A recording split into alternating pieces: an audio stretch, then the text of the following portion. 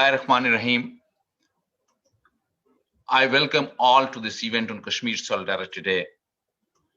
Ladies and gentlemen, people in Indian illegally occupied Jammu and Kashmir are facing extraordinary military siege and communication blockade during the last 18 months. The Indian actions of 5th August 2019 contradict the United Nations Security Council resolutions, bilateral agreements, and international law. Kashmiris have been facing the oppressive mayors and the denial of their right by India for more than 7 decades. Today, on the Kashmir Solidarity Day, we are here to express our full support for the Kashmiris' right to self-determination. No doubt, it's a panel of very distinguished people. I shall introduce each of them at the time of giving them floor.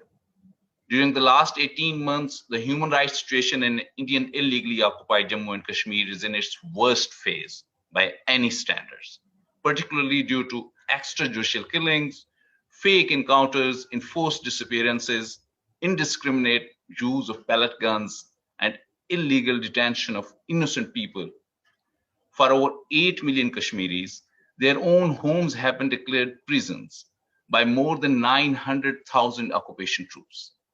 The Indian effort to change the demographic structure of Indian illegally occupied Jammu and Kashmir exposes the Indian ambition to make the Muslim majority into a minority in that region.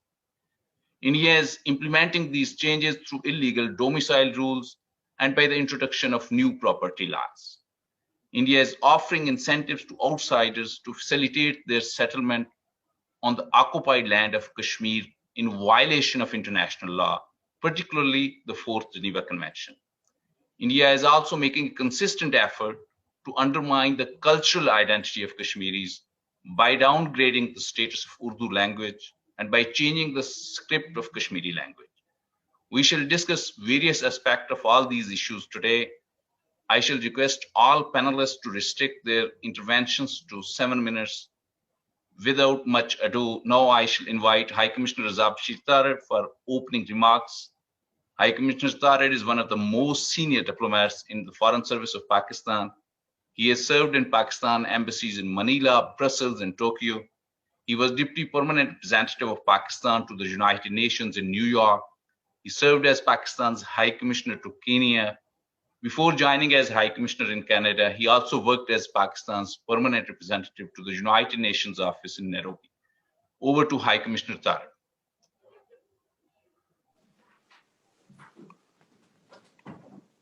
Bismillah ar-Rahman ar-Rahim. Assalamu alaikum and a very good morning to all the distinguished panelists. And my gratitude to Mr. Abdul Hamid for putting together this webinar and for his introductory remarks. This is an important discussion. 18 months have passed since India took its illegal and unilateral action on the 5th of August 2019,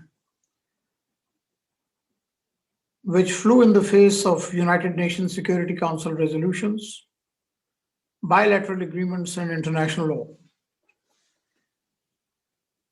No illegal and unilateral Indian action can alter the status of Jammu and Kashmir as a disputed territory. No amount of Indian sophistry can change the fact that Jammu and Kashmir is a disputed territory and is recognized as such by the international community. The dispute, which is the longest running item on the agenda of the Security Council, stemmed from India's forcible and illegal occupation of the state of Jammu and Kashmir in 1947. Instead of implementing the UN Security Council resolutions, India is now trying to change the demographic structure of Indian illegally occupied Jammu and Kashmir.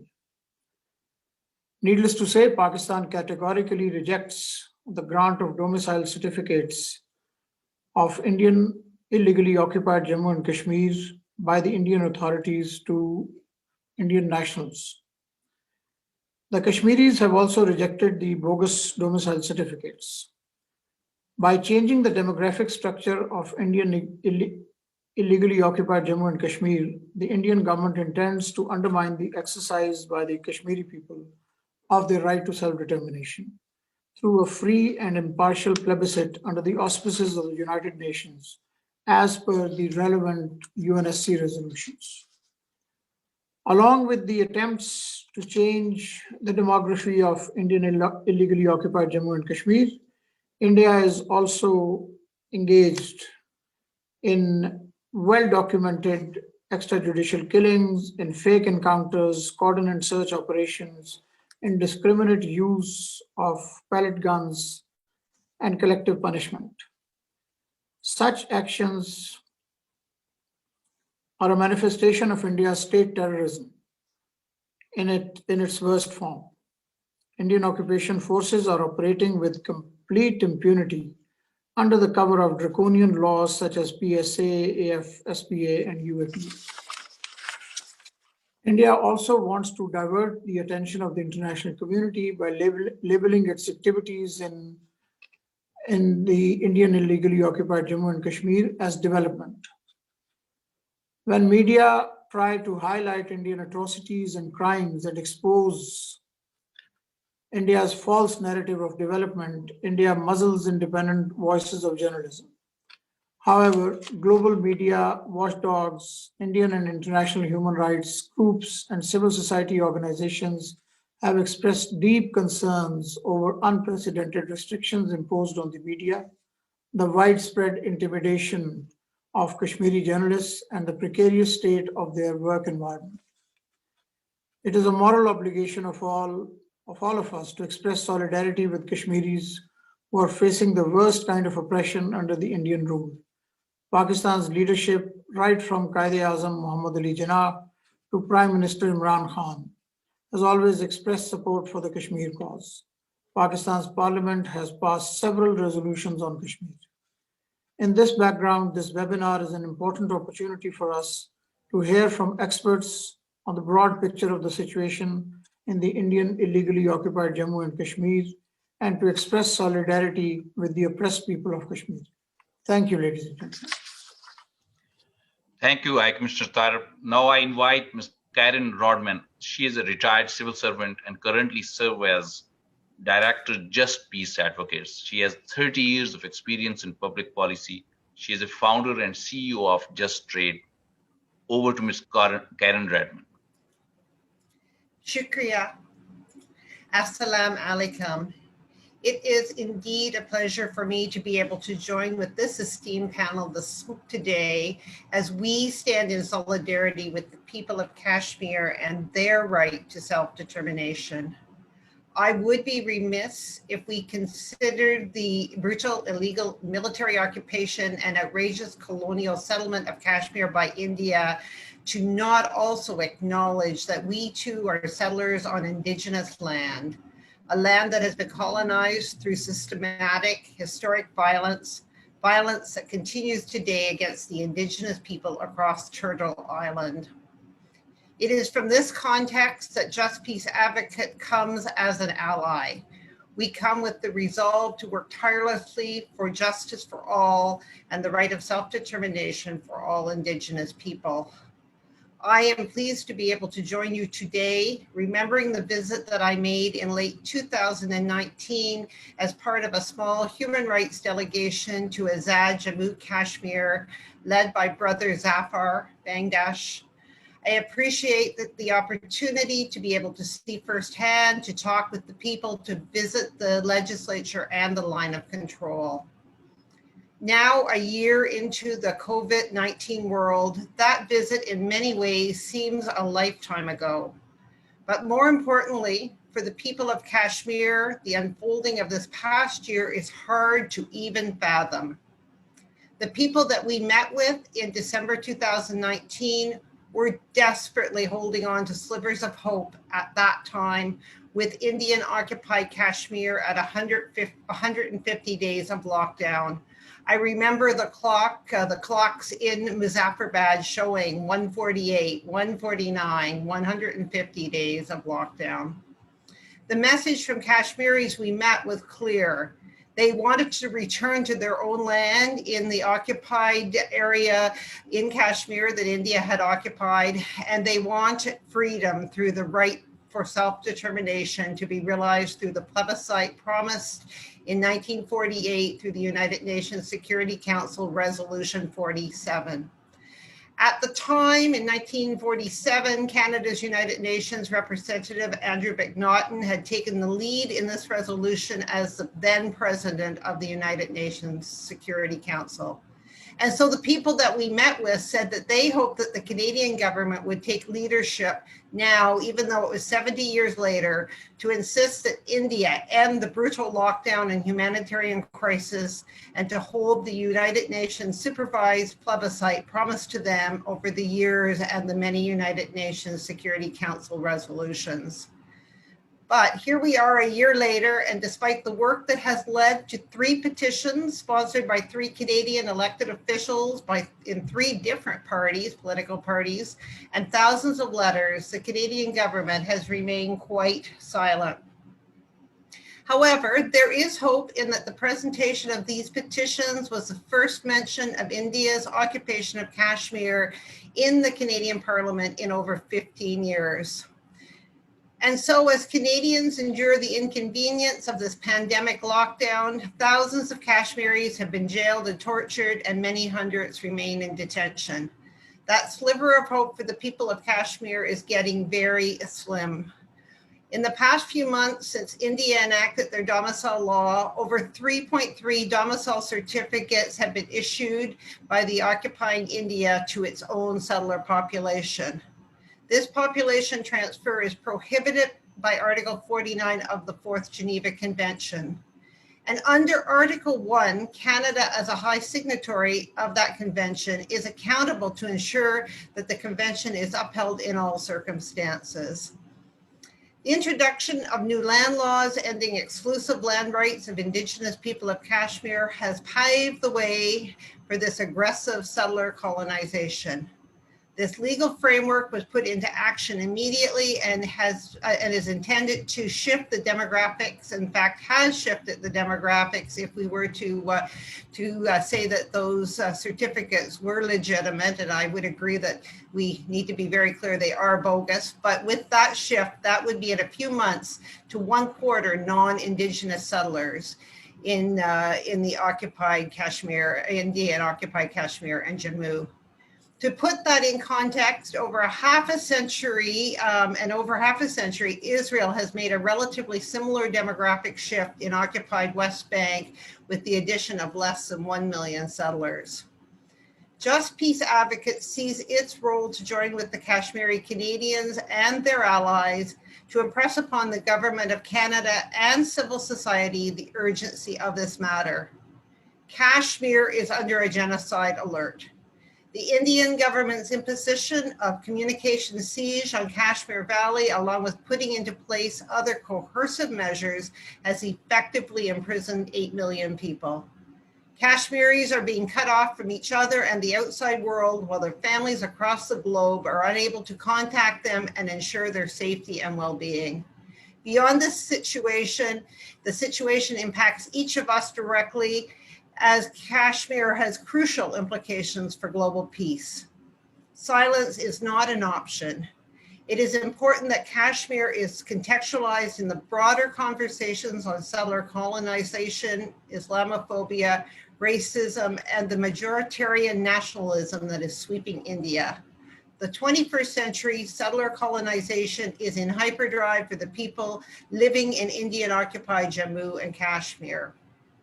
And so Just Peace Advocates continues to make a call to civil society to condemn the government of India's domicile law and its settlement colonization that's underway in Jammu and Kashmir. And we continue to insist upon compliance with international legal obligations as part of Canada's ongoing relationship with India, especially in trade, defense, and counterterrorism. As well, we call for proactive work with the United Nations towards implementation of the self-determination for the people of Jammu and Kashmir. I remain thankful that I had the opportunity to meet with the people of Azad Jammu Kashmir, and that Just Peace advocates can work in support and with the Kashmiri community and its friends in Canada. Shukriya and salam. I thank Karen Rodman for such an apt statement. And now I invite Dr. Zafar Bangash, Director, Institute of Contemporary Islamic Thought. He's a founding member of Friends of Kashmir Committee. He is author of several books. Over to Dr. Bangash. Thank you very much. Bismillahir Rahmanir Rahim, and Assalamu alaikum wa rahmatullahi wa barakatuh to all of you. Greetings of peace. It's a great honor for me to participate in this panel with such a distinguished list of speakers, including, of course, we look forward to hearing President Masood Khan of Azad Jammu and Kashmir. I'd also like to thank High Commissioner Raza Bashir Tarar Saab, as well as Consul General Abdul Hamid in Toronto and Consul General John Baz Khan in Vancouver for hosting this webinar. I must also extend my profound gratitude and thanks to my fellow Canadians, Karen Rodman, Ken Stone, and Robert Fantina for their consistent support for the people of Kashmir. And I'm sure that this means a lot to the people of Kashmir to have allies all over the world. As Karen mentioned, in December 2019, a delegation from North America went to Azad Jammu and Kashmir, as well as Pakistan, and President Masood Khan was very gracious in hosting us both in Muzaffarabad as well as in Islamabad.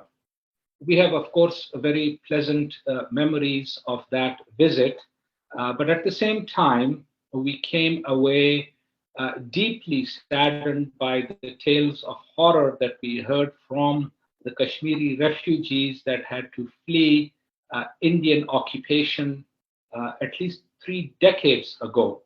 And these people have been separated from their families, husbands from their wives and children, men and women from their parents. Their entire lives have been spent in isolation or separation from each other. It is also, therefore, it is essential that we express solidarity with the people of Kashmir who have endured decades of oppression at the hands of India's brutal military occupation. But to their credit, the Kashmiris have not given up. And I believe that there are several dimensions to the Kashmir dispute that we need to pay attention to. There is the legal political dimension, and then there is the human rights dimension. They are interrelated, of course, and they also impact the Kashmiris economically, socially, and culturally. At the root lies India's refusal, despite pledges on numerous occasions in the past, to the Kashmiris and indeed to the entire international community, and enshrined in at least 11 Security Council resolutions, that India would allow the holding of a referendum so that the people of Kashmir can determine their own future. Instead of abiding by its international obligations, India is involved in a policy of brutal suppression, genocide, ethnic cleansing, and the rape of Kashmiri women and girls. The month of February incidentally revives a grim anniversary, the gang rape in 1991 of nearly 100 Kashmiri women and young girls in the twin towns of Kun and Pushpura by the unruly mob of Indian paramilitary forces, the Rajputana Rifles. Despite overwhelming evidence, not one person has been held to account for that horrible crime in which girls as young as 7 years old and women as old as 70 were gang raped. India, in fact, uses rape as a weapon of war. It has also embarked on a policy of colonial settlements with a clear aim to institute demographic changes in Kashmir. As already mentioned, some 3.4 million domicile certificates have been issued to non-Kashmiris to settle in Kashmir in less than 1 year. At this rate, of course, Indian colonial settlers will soon outnumber the 8 to 10 million indigenous Kashmiris. Thus, if a referendum were to be held in a few years' time, the illegal demographic change would subvert the Kashmiris' fundamental right. India is also involved in other illegal acts, such as changing the Kashmiri language, as Consul General Abdul Hamid Saab mentioned, as well as its script, wiping out the Muslim identity of Kashmiris by imposing ancient Hindu names on streets, stadiums, and other popular places, and economic subversion by wiping out orchards and forests. The aim is to obliterate the Kashmiris' culture and language by imposing an alien culture and language, even though forbidden under international law as well as the Geneva Conventions. India, unfortunately, by its record, shows that it is not constrained by legal arguments. It is acting like a settler colonial entity bent on obliterating the language and identity of the Kashmiris. So we come to the point as Canadians, we ask ourselves, how can we help the Kashmiri people? There are several steps that we can take. First, by organizing webinars like these and other events, we send a clear message to the Kashmiris that they are not alone. Even if they are deprived of the right to speak, we should become their voice. As Canadian citizens, we must also exert more pressure on the government in Ottawa to live up to its obligations by upholding international law and speaking out against fully documented human rights. We must also expose India's supremacist ideology of Hindutva. This necessitates reaching out to civil society groups like those that Karen, Ken, and Robert are involved in. We in the Friends of Kashmir have done just that in the last 20 years. We need to increase this outreach to build up civil society pressure on the Canadian government to fulfill its obligations and abide by its own stated objectives and principles. Finally, we need to coordinate with groups elsewhere in North America, Europe, Southeast Asia, or Africa that are also involved in similar campaigns in support of the Kashmiri struggle for self-determination. Demand for the Kashmiris' right to self-determination should be front and center in every international discourse until the Kashmiris are able to exercise this fundamental right, free from colonial settler demographic changes and coercion. The alternative, I'm afraid, is not only more suffering for the Kashmiri people, but with Indian belligerence and provocations, there is a real risk of war in a region bristling with nuclear weapons. The consequences are too horrendous even to contemplate. Thank you. Assalamu alaikum wa rahmatullahi wa barakatuh. Thank you, Dr. Bangash. Now I invite Mr. Ken Stone for his remarks. He is a Canadian peace activist and a member of the Hamilton Coalition to Stop the War. He has been engaged in social activism for many decades and has spoken at conferences and seminars, both regarding Palestine and Kashmir. He also frequently contributes opinion columns in the Hamilton Spectator, the daily that is published from Hamilton. Over to you, Mr. Stone. Thank you.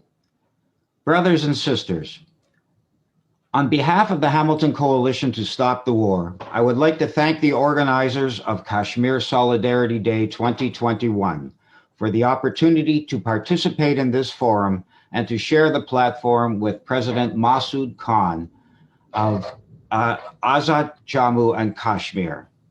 I had the privilege several years ago of visiting Free Kashmir inside of Pakistan, where I observed the Kashmiris there had all the rights of Pakistani citizens, plus special status under the Pakistani Constitution.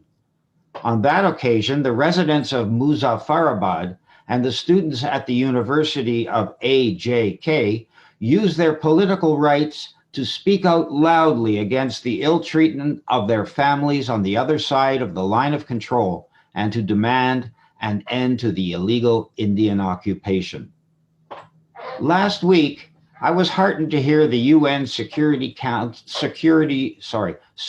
General Antonio Guterres offer his good offices to mediate between India and Pakistan in order to resolve their dispute over Kashmir. He pointed out that there was no military solution to the decades-old conflict and stated that any military confrontation between the two nuclear-armed powers would be, quote, a disaster of unmitigated proportions for both countries and for the whole world, end of quote. I was heartened because the United Nations has rarely taken up the question of Kashmir at all during this century, although it did the right thing more than 7 decades ago when the conflict first began. Canadians should be proud that it was a Canadian, General Andrew MacNaughton, who sat as president of the UN Security Council on December 22, 1949, and introduced the historic resolution in which the United Nations voted to authorize a referendum among the people of Kashmir about their political future. That was the right and democratic thing to do. And Secretary General Guterres last week reaffirmed that the solution to the conflict over Kashmir had to be based on that Canadian and other UN resolutions. He noted also the human rights abuses that are taking place right now in Indian Occupied Kashmir since the pre-COVID lockdown that India imposed on the region on August 5th, 2019. Which abuses were the subject of 2 damning reports issued by the United Nations High Commissioner for Human Rights in 2018 and then again in 2019, and observed, quote, that it's essential that human rights are fully respected in all the territories, end of quote. These were very fine words by Mr. Guterres, and we Canadian peace activists hope he will speak out more often about Kashmir. However, we also realize it's unlikely that the UN will take any collective action soon under the UN Charter to force India to offer a free and impartial plebiscite to the people of Kashmir. Similarly, the Trudeau government makes a few feeble noises now and then to express its concern about the deteriorating human rights situation in Kashmir. For example, last November, former Global Affairs Minister Champagne issued a mealy-mouthed response to 3 parliamentary petitions signed by 3,500 Canadians and sponsored by 3 different MPs, 1 each from the Conservative, Liberal, and New Democratic parties. You should know that Ottawa is very quick to condemn human rights violations in Venezuela, in Russia, in China, in Iran, no matter how questionable the sources. But in response to the petitions and the solid and verifiable evidence of gross human rights violations committed by the illegal Indian occupation in Kashmir, the minister failed completely to rise to the occasion. The best he could come up with was, quote, that the Canadian government was monitoring the situation, that many restrictions had been lifted, and that Canada looks forward to the restoration of normalcy and resumption of inclusive political dialogue in Jammu and Kashmir, end of quote. The sad truth is that, unlike its predecessor government 73 years ago, the Trudeau government won't stand up to India and demand justice for Kashmir. Unfortunately, the Trudeau government does not have an independent foreign policy, preferring instead to follow the dictates of Biden's Department of State, which cynically views India as a useful ally to be cultivated in its fight to contain the People's Republic of China. So what are we to do here in Canada when federal and international leaders fail in their duty to provide justice? I'll tell you, brothers and sisters, it's our duty as Canadians and members of humanity to step up to the plate and light a proverbial fire under the comfortable chairs of these leaders. The people of Indian occupied Kashmir have been engaged in huge and continuous resistance against the illegal occupation for decades. The scale of the resistance is enormous. I note from the Kashmir Media Service that 308 Kashmiris have been martyred by the illegal Indian occupation just since India imposed its pre-COVID lockdown on August 5th, 2019. In addition, at least 1,701 people were critically injured due to the use of brute force, bullets, pellets, and tear gas shelling by the Indian troops on peaceful demonstrators in the territory. The troops damaged over 933 houses and structures, molested 103 women, and arrested 14,489 people during this period. These are astounding numbers and show that the justifiable resistance of the people of Kashmir is increasing. Our job in Canada is to support this resistance. For many years, Canadian mainstream media, because of its stunning silence about Kashmir, prevented us from gauging whether or not there was a constituency in this country on which to base a solidarity movement for Kashmir. However, when India imposed its lockdown on August 5th, 2019, effectively annexing Kashmir to India, tens of thousands of Canadians immediately hit the streets. There were Muslim Canadians, Pakistani Canadians, and also members of the peace and labor movements in the crowds. And these protesters took to the streets on several occasions in many cities across the country.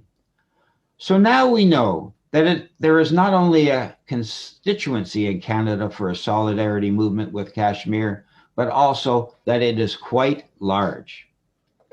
Under the conditions of the pandemic, it's impossible right now to call for large indoor or outdoor actions on Kashmir Solidarity Day in support of the resistance to illegal Indian occupation. But there are many things we can do still from our own homes. We can circulate online parliamentary petitions like the 3 successful petitions of last year. We can virtually lobby politicians, especially opposition politicians, and put forward our case. We can join with the Canadian Friends of Kashmir to insert the issue of Kashmir into the widely expected upcoming federal election. We can write letters and opinion pieces to the editors of mainstream newspapers. We can hold online public forums and share a lot of information about the resistance to India's illegal occupation on social media. On this day of international solidarity, let's plan to redouble our efforts to help the people of Kashmir throw off India's illegal occupation and to determine their own political future. Thank you very much for your kind attention. Thank you. Now I invite Sardar Masood Khan, who is currently serving as the 27th president of Azad Jammu and Kashmir. Immediately before becoming the president, he was the Director General of the Institute of Strategic Studies, Islamabad. Prior to getting elected as the president of AJK, Sardar Masood Khan had a long and illustrious diplomatic career with the Foreign Service of Pakistan. Most notably, he served as a spokesman of the Ministry of Foreign Affairs from 2003 to 2005, Pakistan's ambassador and permanent representative to the United Nations in Geneva, Pakistan's ambassador to China, and Pakistan's ambassador and permanent representative to the United Nations, New York. In his earlier diplomatic career, he held important diplomatic positions in China, the Netherlands, United Nations, New York, and the USA, Washington, D.C. Over to Sardar Masood Khan, President of AJK, sir.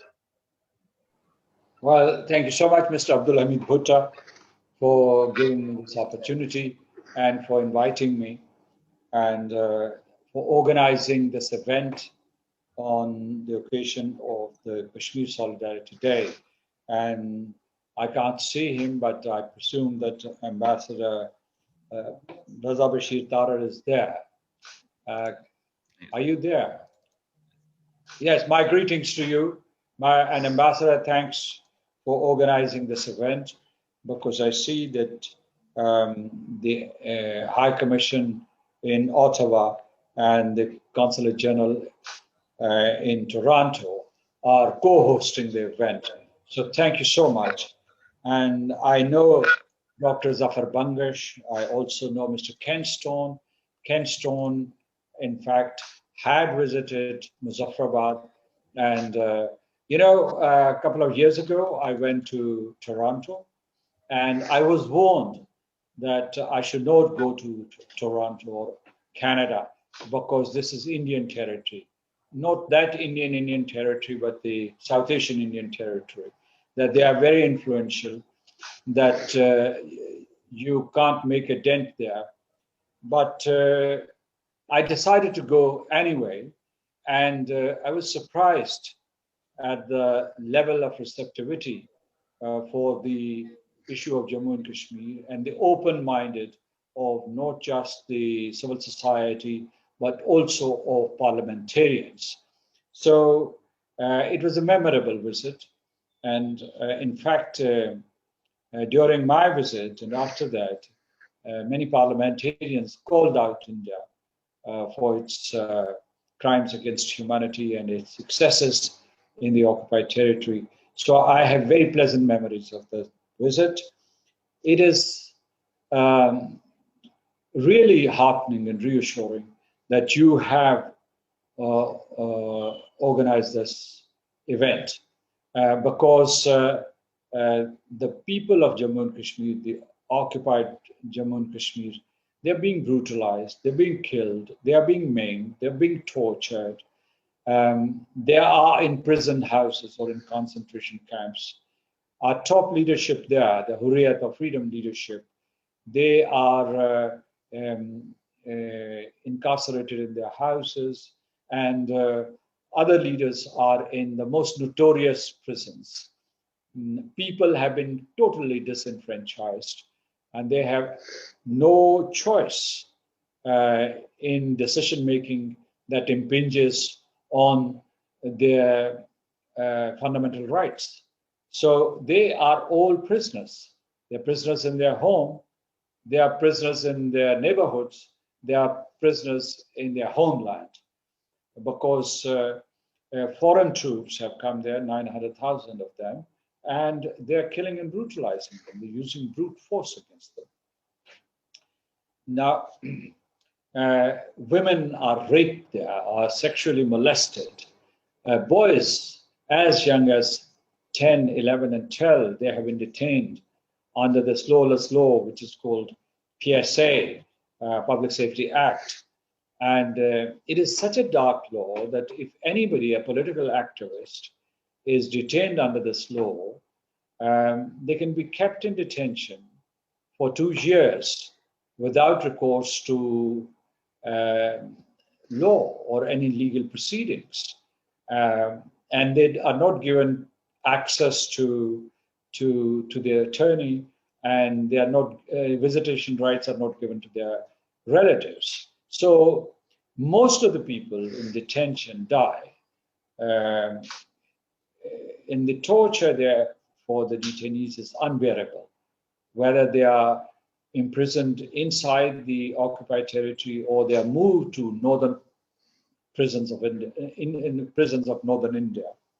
So what we're seeing there is human rights Armageddon. In fact,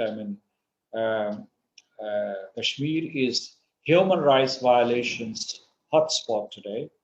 It is also Islamophobic hotspot, and it is also a victim of state-sponsored terrorism by the occupiers. So this is the situation there. I have depicted one part of the abominations and brutalities that are taking place there in the territory. But the situation is much more serious. I can tell you that Kashmiri's land is being confiscated, that existing land laws have been amended, and now any part of Kashmir can be declared strategic by the armed forces, by these occupation forces, and they can start building illegal settlements there. Also, more than 2 million Hindus under these dubious laws, the domicile certification laws, have been imported into the occupied territory, and they are being made citizens of this disputed occupied state. This is a systematic process to reduce the Muslim majority in the state to a minority. And the Indian leaders, and when I talk about the Indian leaders, I mean the leaders of the Bharatiya Janata Party or Rashtriya Swayamsevak Sangh, they have vowed to increase this number to 6 to 7 million or 5 to 7 million, so that they can alter the demography of the region forever, so that they can annihilate Muslims and then make this state into a Hindu state. They're saying it openly. They have borrowed all these tricks from the repertoire of Nazism and fascism, or the Israeli policy in Palestine, in the occupied Palestinian territory.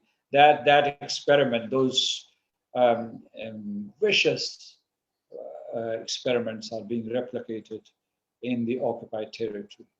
Now, it's not, I mean, all these things that I'm saying are not my version. It's not Pakistan's narrative. It's not Azad Kashmir's narrative. It is something which has been substantiated by independent sources, Human Rights Watch, Amnesty International. You read the two reports of the High Commissioner for Human Rights, which were published in 2018 and 2019. You also read the reports issued by the Genocide Watch, an NGO based in the United States.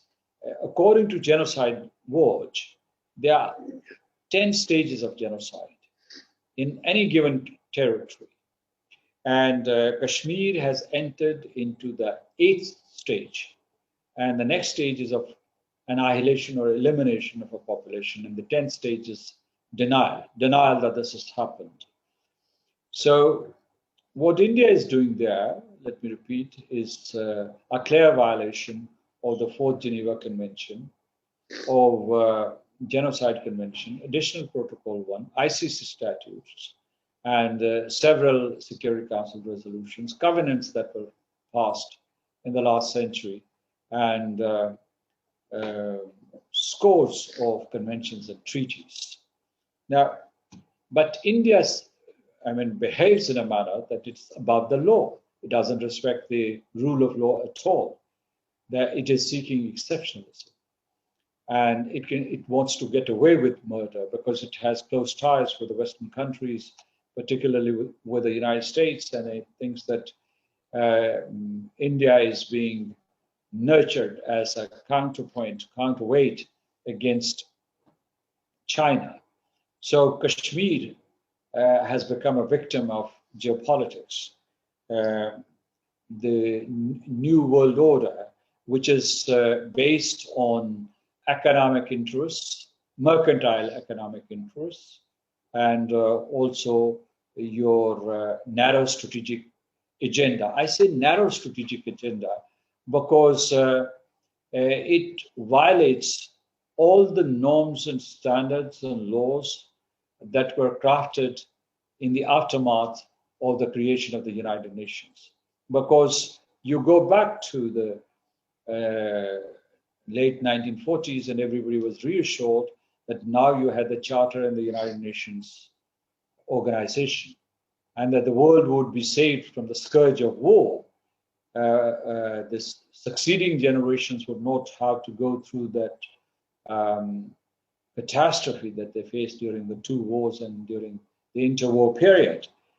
But we have the Charter, we have the United Nations, but these organizations are issuing very, very ambivalent statements, carefully crafted and balanced, so that they do not end up displeasing India. They are appeasing India. So I'm talking to an enlightened audience. As a matter of fact, I know that both Mr. Pangash and Mr. Ken Stone are very, very articulate speakers, and they have. Dr. Bangish knows the history of Kashmir, and he's been a campaigner for Kashmir for decades. So I just pay tribute to you, to our High Commission, to our Consulate General, to all these people who are assembled here. And let me tell you that you are connecting Ottawa and Toronto to Srinagar today, because your voice would be broadcast to the people, to the besieged people of Jammu and Kashmir today. And you are also directly or indirectly giving this message to Narendra Modi and his cohorts and these neo-fascists who have come in the garb of Hindutva, that you are not above the law, that you too can be held accountable. You too can be tried in a Nuremberg tribunal.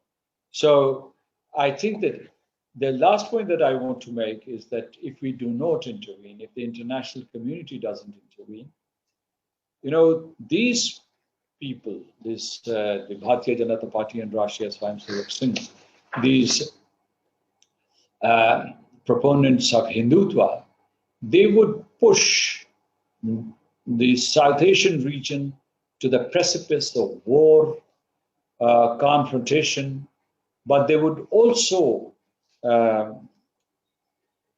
undermine the world order and are capable of pushing the world towards a nuclear apocalypse. Because the situation here in the region is very, very delicate. And therefore, I appeal to you to come forward, intervene, speak up to rescue the people of Jammu and Kashmir. They are waiting for you. We are waiting for you.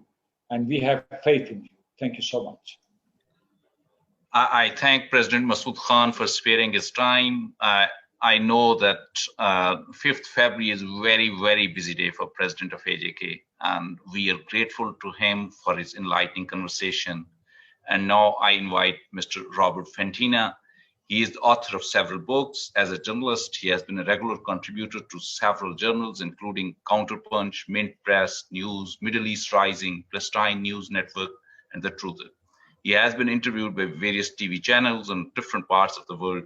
He is a member of the World Beyond War and a board member of Canadians for Peace and Justice in Kashmir and Canadian Voices for Justice in Palestine. Over to Mr. Robert Fentina.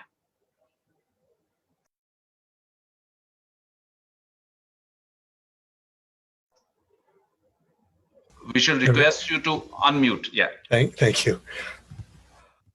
Thank you. I do want to thank the organizers and the participants, especially President Masood Khan for his attendance today. It is an honor for me to be on the panel with so many dedicated and knowledgeable activists. I'm very happy to be here.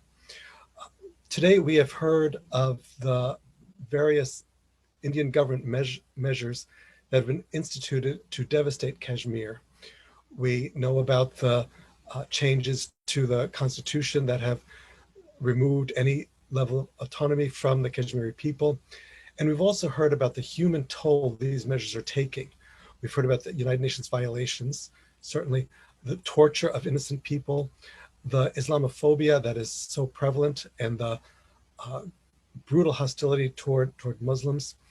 We've heard about the repression of free speech, of a free press, repression of freedom of movement.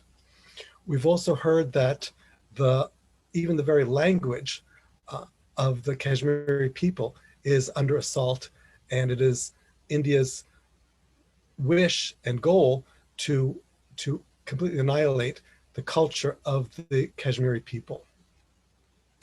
We know that the situation is very bad and is only getting worse. We're here today participating in this webinar because we know of the unspeakable suffering the people of Kashmir are experiencing. We read about it and hear about And we sometimes wonder what we can possibly do. There are many things we can do, regardless of how busy we may already be. Some people can do much, such as making presentations and webinars, participating in other major ways with established human rights organizations that focus on Kashmir. Others, due to time or other constraints, can do little. But I want to state categorically that no effort is too little.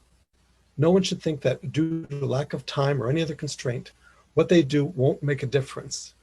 Every action that is taken, regardless of how small, adds to other actions, small and large, and the whole is definitely greater than the sum of its parts. Today, I want to discuss 7 actions that hopefully each person who hears me will consider, and then decide what he or she can do, and will then take one or more of these particular suggestions. First, continue to educate yourself. As the repression gains strength and much of the world ignores it, learn all you can. Remain knowledgeable about what is happening in Kashmir. This information can best be obtained through independent media sources or from people you know with family in Kashmir. Second, educate your associates. Many people seem generally aware of the Israeli oppression of Palestine, the Saudi assault on Yemen, and US actions against Syria. But the Indian brutality against the people of Kashmir, which has a long history and has worsened greatly in the last year and a half, is not nearly as well known. Talk about it. People are still talking about the bizarre occurrences in the United States following last year's presidential election. A comment such as, "I'm glad that's over, but I wish the world would do something about what India is doing to Kashmir," can trigger a new discussion. Third, write letters to the editor. Most newspapers, online or physical, ask what news story your letter is commenting on. Since there isn't often a lot of news reported about Kashmir, you can respond to any news story about human rights, press freedom, freedom of speech, and so on. For example, in the United States, there's currently some discussion about free speech and whether or not social media platforms are violating it by banning a former president from their sites. In response to an article about that topic, you might say something like this: the US is currently involved in serious debates about free speech. This is a topic that is timely in many parts of the world. For example, in Kashmir, the Indian government, and continue from there. Letters to the editor are best and have a greater chance of publication if kept short. Check the guidelines for each particular paper. The fourth thing we can all do is contact the media. There is a decided lack of coverage about Indian atrocities in Kashmir. Contact news outlets, finding their contact information online. If possible, if you see news on an independent outlet about Kashmir, but not on one of the more mainstream outlets, send those mainstream outlets the link about the story and ask why it hasn't been covered. Do this repeatedly. Executives of news programs determine what they will report on, and stories that are sensational for a few days, such as the United States caging children on the southern border, drop off quickly. A constant barrage of emails to news outlets may help to influence what they cover. 5, contact government officials. Unfortunately, it is the rare official who will take a stand simply because it is morally the right thing to do. These officials have the competing forces of their constituents versus their donors. But enough pressure from their constituents will encourage them to take a stand. Send an email or a letter. If you don't know how to contact your officials, enter their name in any online search engine with the words "how to contact" before it. And if you don't know who your officials are, enter "who is my," and then the office, such as "who is my member of parliament," or "who is my member of the House of Representatives," and so on. You will be brought to a site that will request a postal code or other information that will be used to identify your officials and provide you with the names you are seeking. A sixth thing people can do, depending on time and other constraints, is to visit government officials. When you find the contact information, get the telephone number and call and make an appointment if that's feasible for you. When you visit, be prepared with a short 2 to 3 minute presentation, just a talk explaining some basics, such as the following. A, India is in violation of United Nations resolutions due to its growing oppression of Kashmir. B, the Indian Army is suppressing press freedom, freedom of assembly, and is arresting people without charge and perpetrating extrajudicial killing. C, it is vital for your country, in my case Canada, to take actions against these atrocities. and then ask directly, what is your stand on this and what will you do about it? We've heard earlier that the Canadian government has had a very lukewarm response to the atrocities in Kashmir. We need to confront these representatives and confront with the facts and demand that they act. Lastly, donate to organizations that assist the people of Kashmir. Again, these can be found online, but as with any organization, do a little homework before writing your check to ensure that the money will go where you want it to go. India, like Israel, the United States, and too many other countries, is able to continue its crimes against humanity and its violations of international law under a cloak of secrecy. That secrecy is granted to India by every nation that ignores its crimes. Indian officials have proclaimed that they are going to use the brutal Israeli model of settler colonialism to annihilate Kashmir, kill its people, and destroy its rich culture and make it a part of India. But as one writer has said, it plans to do it on steroids, faster and more brutally than Israel, which beggars the imagination. Our role as people concerned about human rights and the current horrendous abuses against the Kashmiri people is to remove that cloak and expose India's crimes to the world. It can be done, but it won't be if we don't do it. Thank you. Thank you. I thank Mr. Robert Fantina, and now I invite Mr. Jambaz Khan, Consul General of Pakistan in Vancouver. He is an experienced diplomat. He has diplomatic experience of 23 years and has represented Pakistan in Germany, India, and Sri Lanka. Over to you, Mr. Jambaz Khan. Thank you very much, Bismillah ar-Rahman ar-Rahim. Today, the 5th of February, is a day to express solidarity with the people of Kashmir. This day is observed to extend political, moral, and diplomatic support to the oppressed people of Kashmir, who have suffered enormously and brutalized by India since 1948.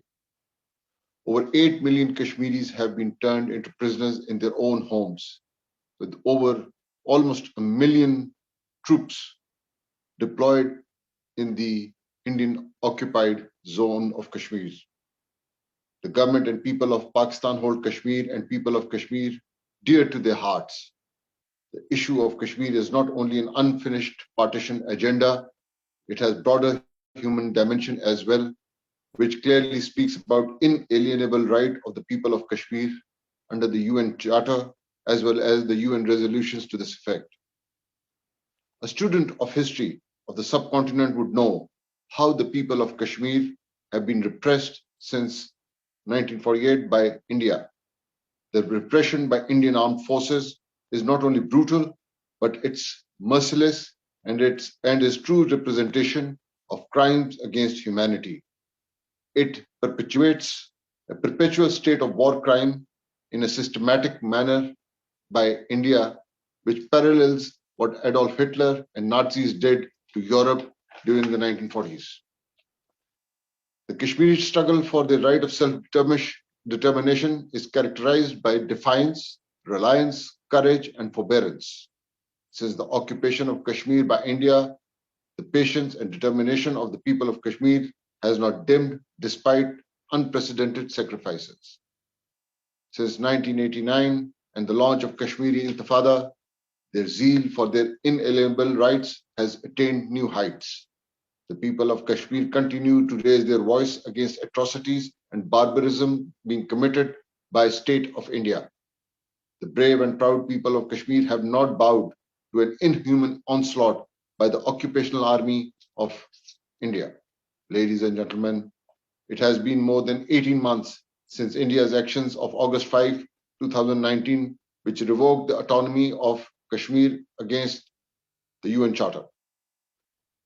This has resulted in massive deployment of troops, curfew, communication blackouts, including shutting down of internet and phones, arbitrary detention of thousands of Kashmiris, including political leaders, activists, journalists, lawyers, and potential protesters.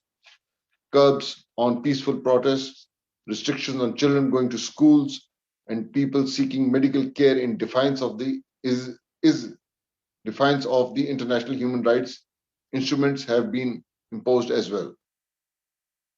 The designed demographic change to silence the voice of Kashmiri the most dangerous and an abhorrent crime which has been perpetrated by India against the indigenous population of Kashmir itself.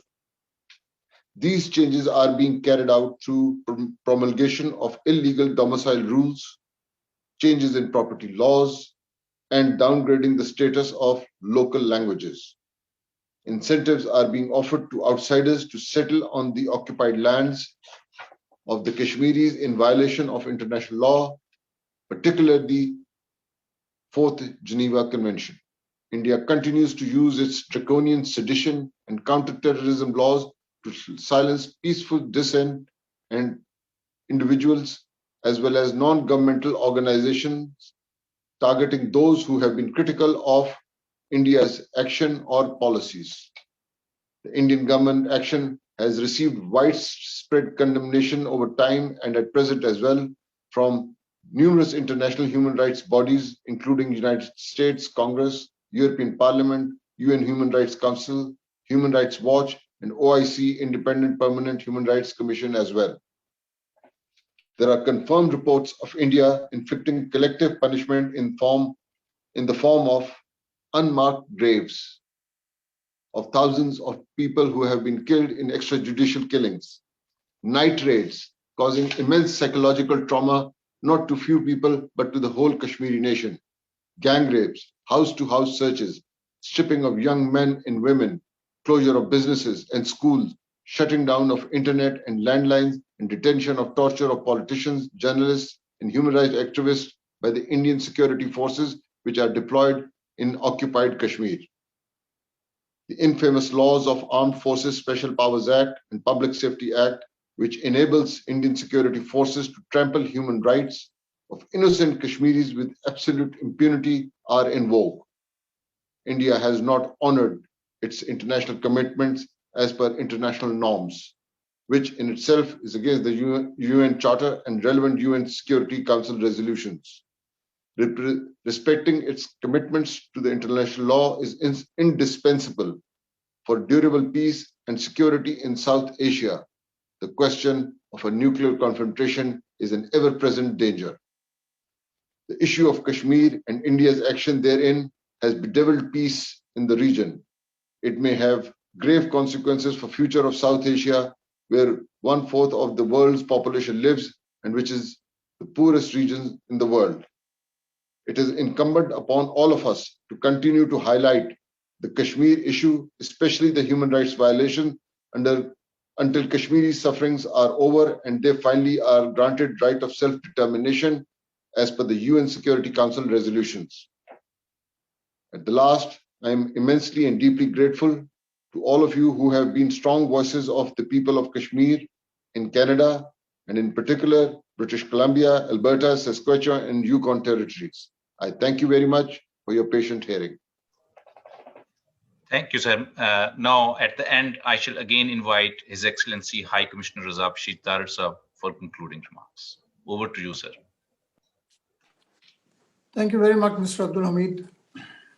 First of all, profound thanks to President Masood Khan, who was as erudite and knowledgeable as ever. Now, allow me to deviate from some prepared concluding remarks that I had. Based on what I've heard from various distinguished participants, some of the points that have emerged, in my view, I would just list them.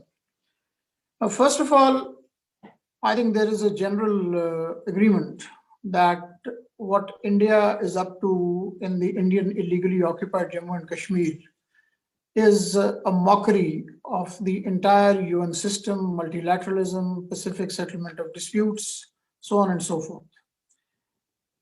Then what we see, the BJP/RSS-led dispensation is a racism, racial superiority, supremacist ideologies, and intolerance in their worst form. And let me quickly make a point. Those who consider India to be their, let's say, natural ally, like, let's say, the Israelis. And I have seen, writings equating and calling it a very happy coincidence, this parallels between Hindutva and Zionism and so on and so forth. They must remember, and I don't want to get into, a theological critique, but suffice it to say that if you look at the world through the lens of Hindutva, then all those who are, well, non-Hindus are, of course, beyond the pale. And they are even worse than the untouchables who are at the bottom of the food chain, as it were.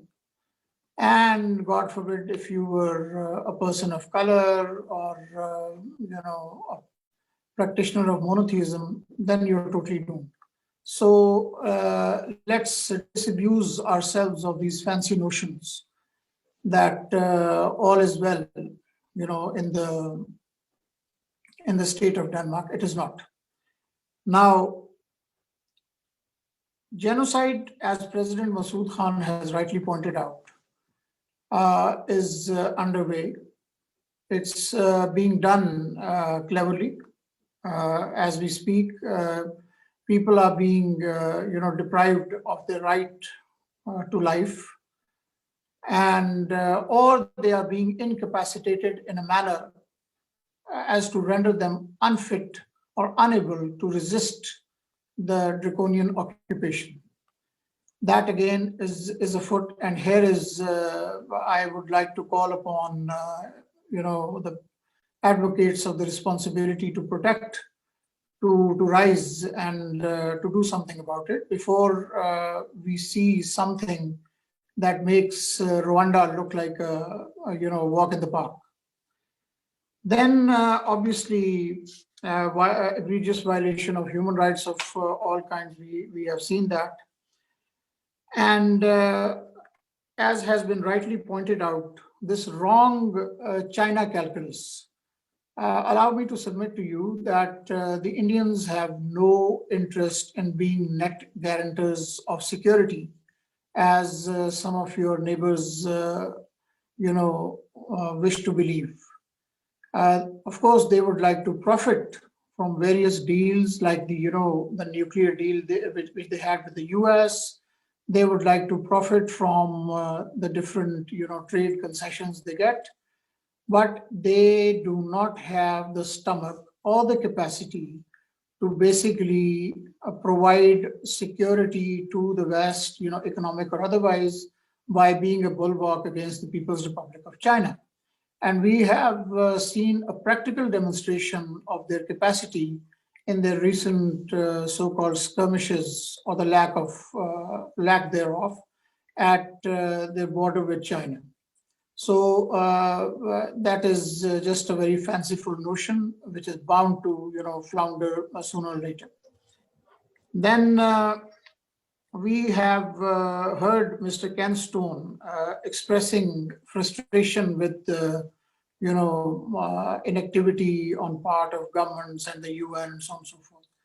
Now, I don't want to, contradict him, although, I do have some points which would suggest that all has not been quiet on this front.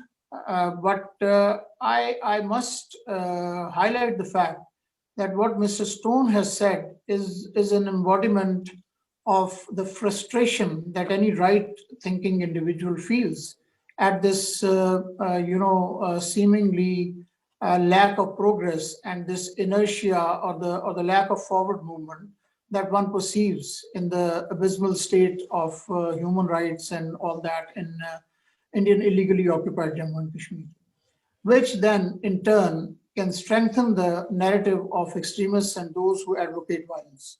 So we have the obligation to keep the issue alive and to keep driving home the point that India must not be allowed to get away with what it is doing, by a commercial calculus and, by the fact that it is large and so on and so forth. And allow me also to highlight or to underline this thing that if, for instance, you are a Canadian who has invested in India or has some business interest, you have a bigger interest in ensuring that what is happening in Kashmir, and then obviously what is happening to other oppressed groups in India, does not conflagrate into a conflict between Pakistan and India, an armed conflict, which is going to envelop the world and which is going to affect global peace and security. So we all have a stake in ensuring that things don't come to that. And then, as President Masood Khan pointed out, it's a human rights Armageddon. There is no way to whitewash it, to spin it, and we have an obligation to educate the world on what is happening. And as a Pakistani diplomat and as one who has been struggling in this regard, like for instance during my stint in New York, I'm heartened by the fact that India's elaborate ruse is finally unfolding, as we have seen in this the debacle they had in the form of the disclosure of EU Disinfo Labs report. The world is waking up to the fact that India is not all about namaste and yoga and non-violence. It is actually all of these things are masking something very sinister and something very terrifying. So, ladies and gentlemen, thank you all very much for gracing this humble effort. My gratitude to the moderator, Mr. Abdul Hamid, and our colleague from Vancouver, who has woken up in the wee hours of the morning to join us. Thank you all very much. God bless. Thank you, Excellency High Commissioner Razab Shitarit Saab. No doubt one would agree that there should be immediate lifting of the military siege and the communication blockade, as well as repealing of India's illegal and unilateral actions in Indian illegally occupied Jammu and Kashmir. All illegally arrested Kashmiris should be released, and all such laws that provide impunity to Indian occupation forces should be repealed. The international human rights, humanitarian organizations, as well as international media should be allowed access to investigate the grave human rights situation in the occupied territory. India must adhere to its international human rights obligations and honor the commitment to grant Kashmiris their inalienable right to self-determination through a free and impartial plebiscite under the UN auspices. We have already exceeded the time limit of this program. After the concluding remarks by the High Commissioner, I should not add anything to the discussion except thanking all of you for sharing your views and sparing time for this event. I also thank for your patience. Thank you very much, everyone.